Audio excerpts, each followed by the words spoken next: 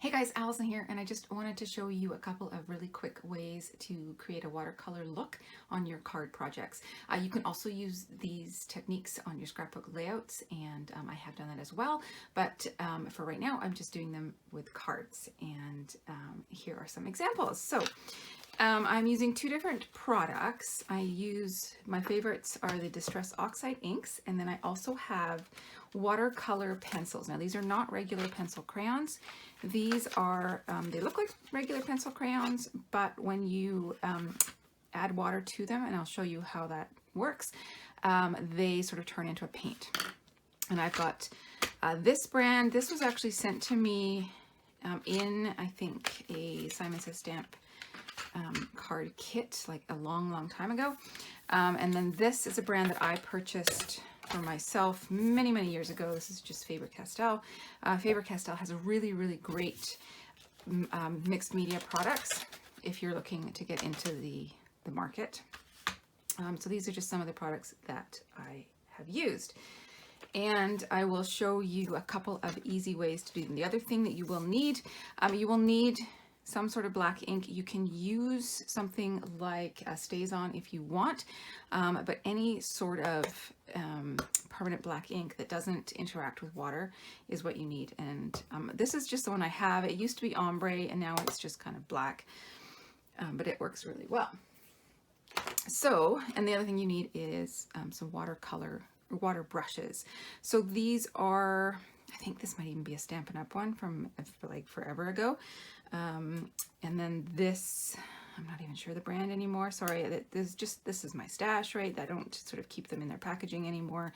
This has a wider tip, so it's good for large areas. And then this one has a very fine tip, which is good for little areas. And they have like a cavity in the base of the pen that you just fill with water, and I will show you how to use them when I use them. Okay, so I'm just going to quickly stamp a couple of images, and I'm not going to like make a card. I just wanted to show you two different techniques to color in your image. So we're just going to do a flower, and then I have a puppy. I never got into the whole Copic marker coloring craze, mostly because I'm really lazy and both of these techniques allow me to be super duper lazy. So first off, I'm going to use my Distress Oxide inks. I'm just going to move my stamps out of the way before I end up touching them. And I've just pulled out some colors. I'm going to do the flower. And I mean, there are a myriad of different Distress Oxide ink colors. So I've just pulled a couple. Now I'm going to start with the middle of my flower, and this is a craft mat. Any craft mat will do. You just want something that you can clean up. And because the middle of my flower is quite sort of intricate, I'm going to use my water brush or water pen that has the tiny brush point, and I've just squeezed a little bit of water. Hopefully you can see that. Just squeezed a little bit of water into the ink that I dabbed onto my craft mat and rubbed my paintbrush in there, and then I can just paint the inside of my flower. If you feel like the color is too concentrated, get rid of some of the paint or add some water. And then you can sort of pull the color out and you get that nice sort of gradation that is typical to watercolors. So it's more concentrated in the middle than it is on the outside. And yes, you are going to get some buckling of your paper. This is just regular cardstock. This is not watercolor paper. So there is going to be a little bit of buckling, but you're not adding a ton of water to your project, so I don't worry about it. But if it is something that you think might bother you, then invest in a pad of watercolor paper. Now I'm just going to clean off my mat, just a baby wipe, just because that's what I have. Honestly, so you could use a paper towel as well. And I'm just throwing things all over the place. Okay, so my next color, I'm going to add some pink. Now I want to be careful that I don't mix the green with the pink just yet because that green is still wet. So if I add the pink to it, it will combine the colors, and that's not really the look I'm going for. So I'm going to be somewhat careful where I put this and try not to mix those colors. But I'm just very simply, I haven't squeezed much water out of this pen yet, so you can actually see how dry that is. You see that sort of, what's the word I'm looking for? Sorry, it's been a long day. Very tired. Brain's not working very well. That sort of streaking and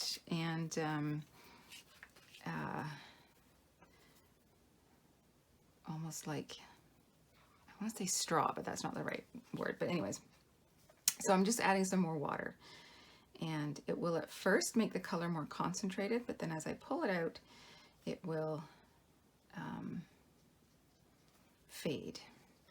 And as you keep using your brush, the color becomes more faded because you're putting more color down on your paper. There's less on your brush tip. And that's fine. That just adds to the watercolor look. And when it gets too pale, just go back and load up again. Honestly, this technique is very, very forgiving. So that's all I'm going to do with that particular color, and then I'm going to come in with a darker color. And I'm not going to take the light color off my mat just yet because I might want to add a little bit more and mix it around. So the colors I'm using, the green is called Shabby Shutters. I really like that green actually. The pink is a worn lipstick, and then I'm adding a pinky red called Festive Berries. And I'm actually going to start in the pink, and I'm going to add a little bit of sort of detailing into the pink that I've already done down there. And I'm trying to add a little bit of interest to my flower because flowers are not a consistent shade all through. And I will definitely come back in with more of that pink. So like I said, this is a very, very forgiving technique. I know it looks a hot mess right now, but I promise you it will all come together. I'm going to add some more of that pink, and then I will come in with a little bit of purple just into the center there. And I'm going to fussy cut this, so I'm not even worried about going over the edges. But if you were painting right on to your project, just be aware of where your image ends. Try not to color over the lines. Think back to when you were in kindergarten. Stay in the lines. But once this is dried, I can fussy cut it and it will all be fine.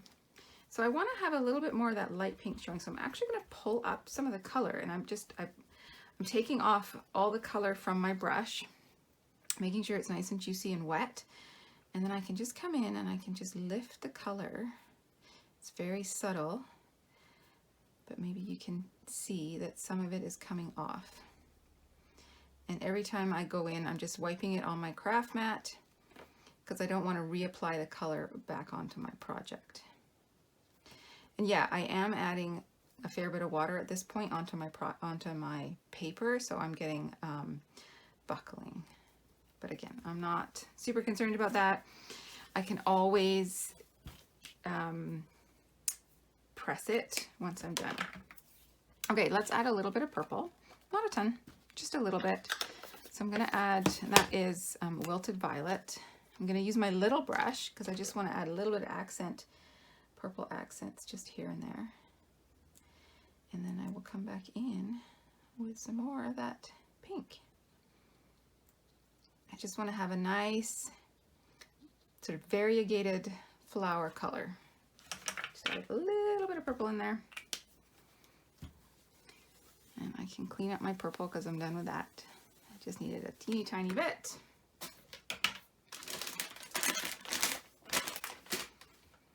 And lost my other, no, there it is. I'm going to add some more pink. And we're just going to pull that purple up. Because I don't want it to be obvious that I've got like teeny tiny little lines of purple. I want it to just sort of look like the inside of the flower is just a little bit darker. So there we go. Nice watercolor flower. And we'll come back and look at it once it's dry. Okay. Now for the pencil crayons. Now this technique is honestly even more forgiving. And if you're a super lazy colorer like I am, then this technique is brilliant. I'm just going to grab a couple of colors here. What do I have in here? I'm just looking for some doggy colors. And I think he needs some blue eyes. Okay. Oh no, he's got black eyes. Never mind. All right, so put that one away. Actually, I won't put that one away. We're going to make this a girl dog. Why not? Actually, no. Change my mind again. We're going to make it a boy dog. Okay. I'm not even, that is as filled in as we're going to get. I'm not worried about this being a perfect coloring job. This is what the brilliance of the pencil crayons is all about. I'm just gonna very roughly put some color down, and then you will see how it works. I want to see what color this is first. Yeah, that'll be fine. Okay. We're going to give him some brown on his ear. Super rough. Not your kindergarten coloring at all. And then we'll go darker over here. Okay. Oh, we need a little pink nose, don't we? And maybe a little pink mouth. All right. Okay, pink. And orange? Hard to tell. Okay. Looks super rough. And it looks like a preschooler colored it. Totally fine. I'm going to take my water brush, and I don't really want tons of water on this. I want this to be as dry as I can get it. Sometimes that's hard to do with the water brushes, but just keep moving that color around. And there, you never know that I had literally scribbled on this. You just got to, once you add water to that pencil crayon, it creates this paint, and you can move it around. And you just got to keep moving it with your paintbrush until you get a solid image. And I'm just going to keep doing this all over my card. And you'll see how much lighter also the paint, the color becomes once you add the water.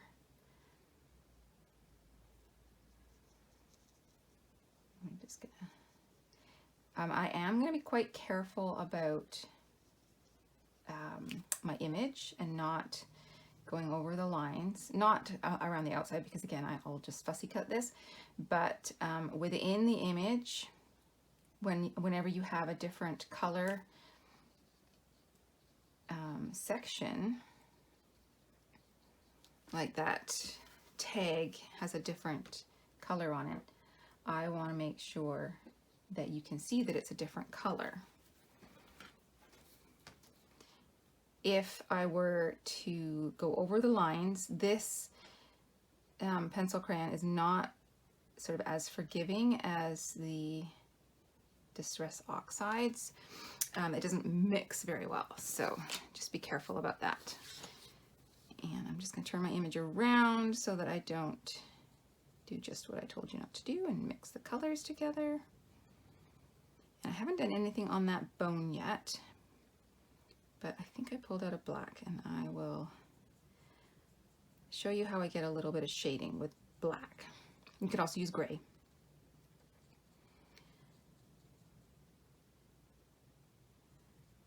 And I just want to smooth out those lines, so I'm just continuing to move that color around.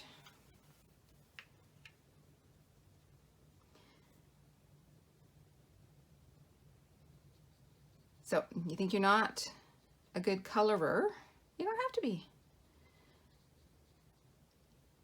But this is why I didn't get into the Copic thing, because I don't particularly like to color in things, but I must admit that painting them is a lot more relaxing somehow.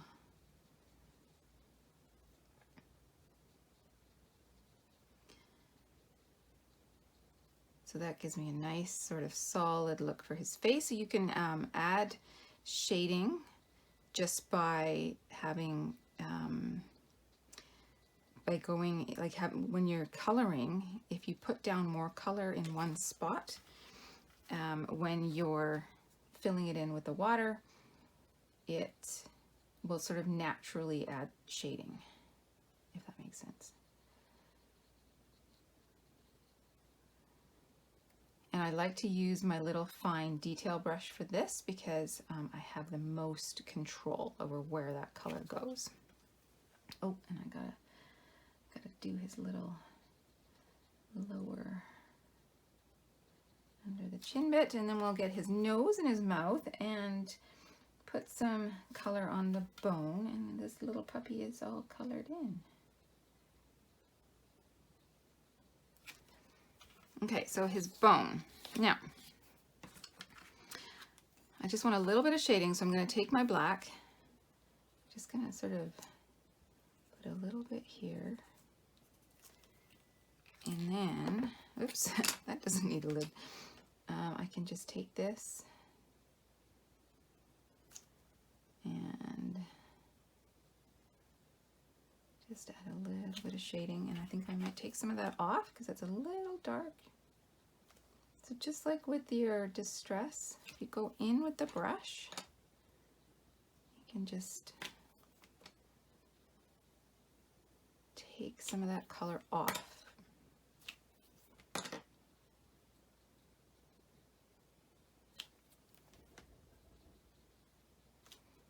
I'm just going to, and there's somebody knocking at my door. Be right back. Okay, there you have it. Two different techniques, one using the Distress Oxide inks and one using watercolor pencil crayons to create a watercolor look on your cards. Thanks for watching. Bye.